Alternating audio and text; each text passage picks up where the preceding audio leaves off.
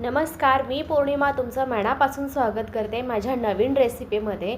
आज आपण करणार आहोत अंडा मसाला किंवा अंडा तवा फ्राय असंही म्हणू शकतो। बस एवढंच की तव्यात न करता मी कढईचा वापर केलेला आहे आणि माझ्या व्हर्जनमध्ये जास्त मसाल्यांचा वापर केलेला नाही आहे। कमीत कमी मसाल्यांमध्ये कसं बनवायचं चला बघूयात। तेल छान तापू द्यायचं, त्याच्यामध्ये तेजपत्ता 3-4 पानं टाकलेत, 2 हिरव्या मिरच्या तोडून टाकल्यात, स्टार फूलचे 3 तुकडे टाकले, 2 वेलची टाकल्यात आणि ते छान परतलं की कांदे टाकायचे। मी 5 मोठे कांदे घेतले, छान बारीक करून घ्यायचे, नाहीतर तुम्ही चॉपरमध्ये सुद्धा छान बारीक करून घेतलं तरी चालेल। कांदा परतताना मीठ टाकायला विसरू नका, मीठ टाकल्याने कमी वेळेमध्ये कांदा खूप छान परतून होतो। आणि इथं आलं लसणचा ठेचा करून घातलाय मी, तो छान परतून घ्यायचा।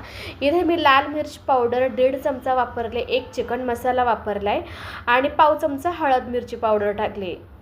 सॉरी, इथं त्या गोष्टी टाकल्याला शूट नाही झालं। नंतर 2 चमचा धना पावडर टाकायचे, छान परतून घ्यायचे। मसाला छान परतल्यानंतरच आपण 1 वाटी टोमॅटोची प्युरे करून टाकायची किंवा तुम्ही चॉपरमध्ये छान त्याला फाईन क्रश करून घ्या त्या टोमॅटोला आणि ते छान परतून घ्या। तेल सुटेपर्यंत आपल्याला हा सगळा मसाला परतून घ्यायचा आहे। मसाल्याला छान झाकण लावून वाफ काढून घ्या त्याची। तोपर्यंत आपण अंडी इथे छान बारीक करणार आहोत, छोटे छोटे पीस करणार आहोत। मसाला छान परतल्याच्या नंतर मग आपण तो सगळी अंडी त्याच्यात टाकणार आहोत आणि तेही छान परतून घ्यायचं आहे। झाकण ठेवून वरती पाणी ठेवा, जेणेकरून खालचा मसाला चिकटला जाणार नाही। आतमध्ये वाफ आली की त्या वाफेमध्ये छान मसाला परतून जातो तो।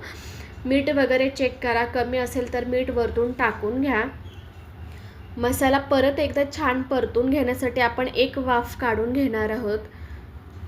1 वाफ काढून झाल्यानंतर आपला हा अंडा मसाला तयार आहे। बघू शकता या मसाल्याने किती छान तेल सोडलंय। तेल सुटलं याचा अर्थ आपला अंडा मसाला तयार आहे। टेस्ट करून बघूयात कसा झाला। तुम्ही सेम या पद्धतीमध्ये तुमच्या घरी ट्राय करा। आवडला असेल तर कमेंटमध्ये सांगा आणि माझ्या चॅनलला सबस्क्राईब करून ठेवा अशाच नवनवीन व्हिडिओसाठी। चलो बाय।